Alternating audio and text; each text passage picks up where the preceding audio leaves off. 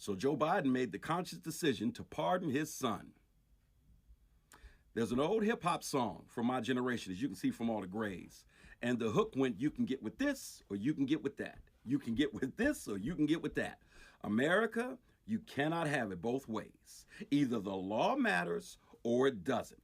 Either the code of conduct for presidents matter or it doesn't. Either the president is held to a standard or it doesn't matter. It's one of the two. You said you wanted somebody that could secure the border. In your mind, that was Donald Trump. You got him. You said you wanted a stronger economy. And in your mind, that candidate was Donald Trump.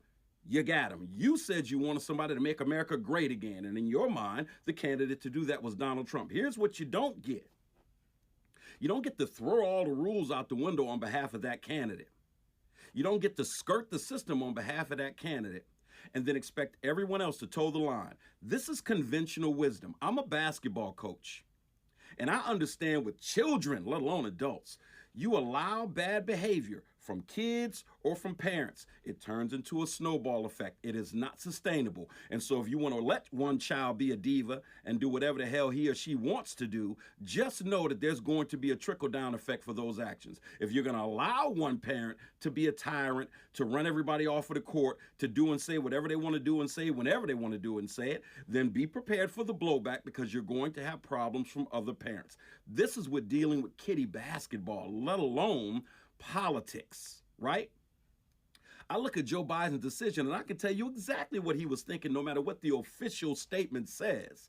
If this dude can have 34 felonies, if he can pay off the porn actress with campaign financed funds, if he can be found liable of sexual assault, if he can say just grab women into so-and-so and be all on radio for it, if he can say all that he said about everyone that he said it about on the campaign trail, if he can put all of these unqualified folk in cabinet positions, then why in the hell am I letting my son go to jail if you, the American people, have made it clear in large numbers that it doesn't matter, that you don't give a damn about right or wrong, that you don't care about the code of conduct?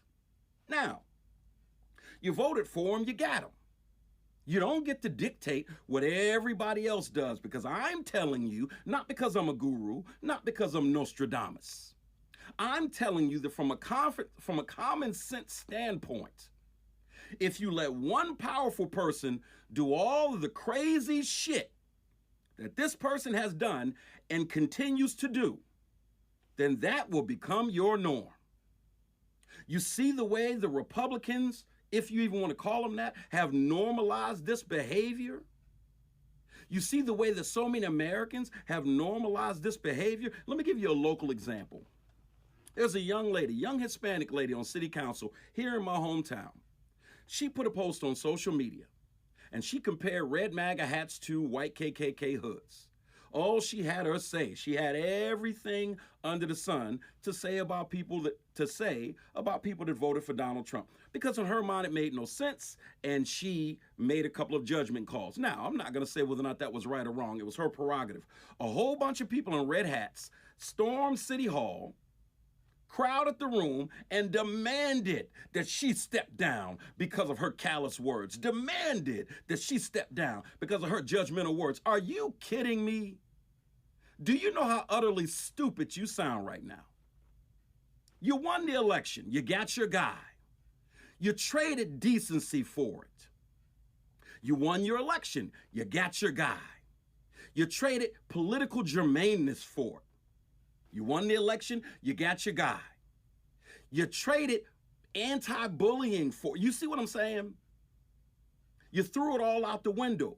You can't get it back. You can't unring that bell, right? The standard is forever changed unless and until America steps up and says, wait a minute, this is unsustainable, right? Bad behavior in an official capacity, especially an official capacity that wields great power, is not sustainable. Especially in a country where there has been a standard of some sort for an extended period of time. And so you open the floodgates for that candidate, you open the floodgates for that cohort of people that all follow behind him, and you think you have the luxury of just sitting back and saying, yeah, we got it like that. No, other people are going to follow suit. You act a damn fool, I'll act a damn fool. You want to break the law? I'll break the law. You want to act like decency is not an issue? Then decency is not an issue. You want to step in my face and say, fuck you. Guess what? I'm probably going to step in your face and say, fuck you back. That's the kind of society we're in now. And so if Joe Biden pardoned his son, it is what it is.